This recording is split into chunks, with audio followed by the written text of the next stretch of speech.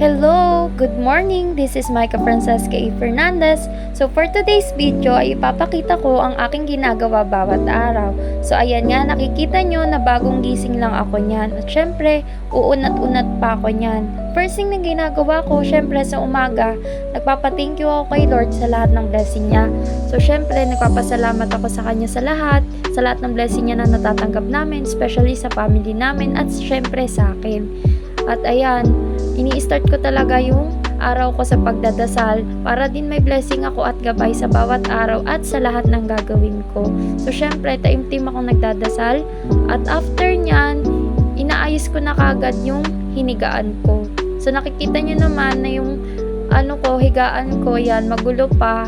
Inaayos ko muna yung aking kumot na color violet kasi mahilig ako sa color violet. So syempre, napaka-comfortable din pala niyan ng blanket ko na yan. So matagal ko na palang gamit yan. Pero hindi ko alam kung saan namin nabili. Sa surplus ata, ganyan. 200 siguro yung bili namin sa pagkakaalala ko.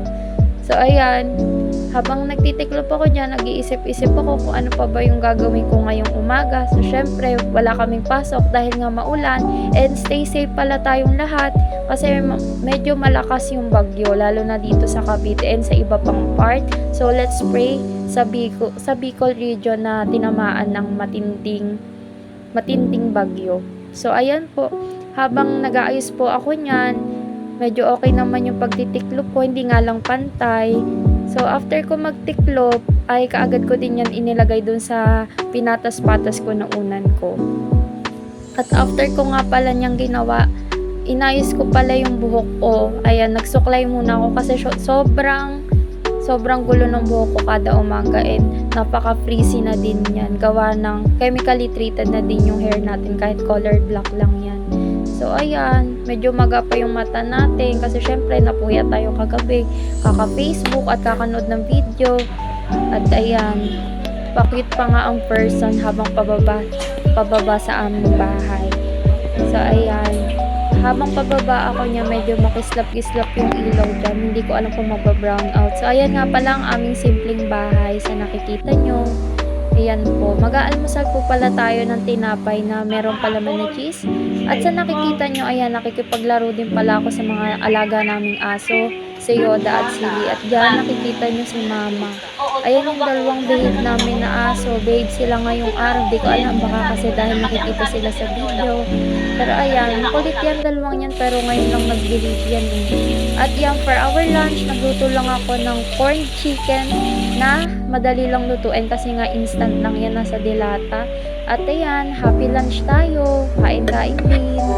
Ayan, kain lang tayo para hindi tayo pumayan. Ayan, kain tayo ng madami. At after natin kumain, huwag natin nahayaan na malangawan yung mga kinain na natin. Ayan, linisin natin kagad. So after ko kumain, naglilinis kagad ako or nagliligpit. Nakikita niyo yung mama ko, busy din siya sa mga gawaing bahay, nagtutulungan kami. Ayan po, nakikita niyo.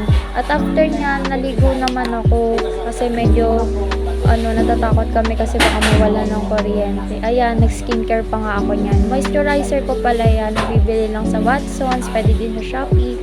So ilang years na ako gumagamit niya since high school and nakakakinis talaga siya ng face and nakakaputi. Try nyo din po gamitin, maganda siya. And after ko naman yan, naglagay din ako ng sunblock. Bakit nga ba ako nagsa-sunblock? Para hindi kagad tumanda yung mukha ko. Ayan, blend lang natin para maging maayos at maging maganda din sa skin natin. Ang gamit ko pala na sunblock dyan is Originote na nabili ko for only 150 pesos. Pero nagsisale din yan 144 pesos ganyan. Lagi ko yung ginagamit para hindi din ma-damage yung skin natin. Ayan, i-blend din natin maayos. Ayan, lagyan natin yung mukha natin, leeg. And pwede din naman yan sa binte at sa ating mga arms. Ganyan. After nyan, ilang saglit lang, nag-aral ako, nagbasa-basa, nag-check ng G-class kung may mga updates si ma'am and sir. Kasi syempre, baka mamaya napag-iiwanan na tayo.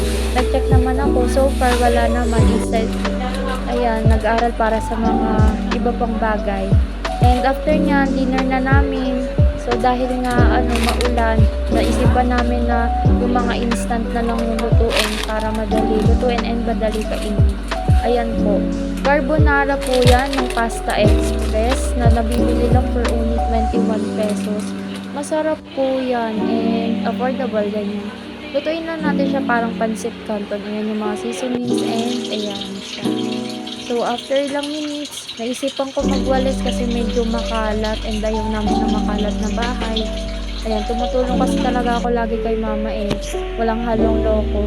Ayan po, tapos na po at kakain na kami niyan. Yan, nayos na po namin. Maga kami kakain kasi baka mag-brown out.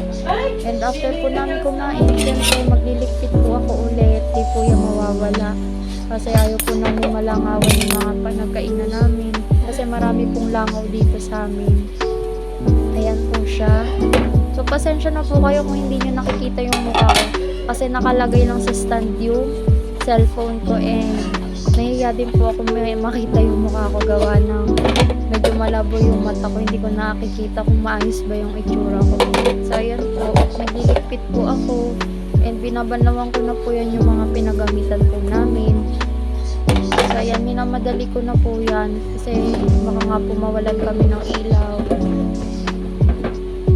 Ayan, bagyo po kasi to nung finit po. Kaya, yan lang po yung naging ganap namin.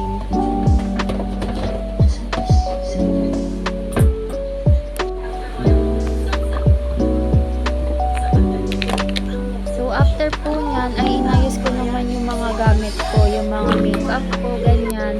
Kasi baka may mga nawawalang gamit, ganyan. Tsaka para madali ko siya mahanap. At ayan, nagbukas din pala ako ng parcel na diniliver sa akin. Bali kahapon pa yung diniliver sakto. Gusto ko din kasi mag-film dyan or ma-vlog natin. Para maganda, nakikita nyo din kung ano yung ginagamit ko na cleanser. So ayan, dyan sa first box na binuksan ko, yan yung Senka na ginagamit ko ngayon. Bale, magwa 1 month na din pala akong gumagamit ng Senka. Maganda siya sa balat so far. And parang nagiging invisible talaga yung mga pores ko dyan. Kaya, recommend ko siyang gamitin. Napaka ganda niya, lalo na sa mga may oily skin, dry. Yan, recommended ko siya. Nabili ko lang siya sa Shopee. Bali, ang isa niyan, nagkakahalagang 100 plus. Pero yung dalawang yan, nakuha ko lang ng 290 pesos. So, pwede na din. And yung next naman dyan sa maliit na pouch, ay yung panlagay ko sa braces ko. So, since nasa final stage na kasi ako ng brace ko, so, nirecommend sa akin ni Doc na maglalagay ako ng elastic band. So, ayan, after na pala niya, nag-half bath ako ulit kasi matutulog na ako. Naglagay ulit ako ng moisturizer para fresh pa din tayo hanggang sa pagising natin at hindi tayo mukhang dry ganyan. Naglagay ako niyan. And after niya, na-blend ko lang. After natin ma-blend, naglagay naman ako ng eye lift cream para sa ating eye bag. So, since nakikita nyo, medyo lumalaki na yung under eye circle pa ganyan. Or yung natin, eye bags. So, nakakatulong din naman siya. Ayan, nasa taas na ako. Good night. Love you all.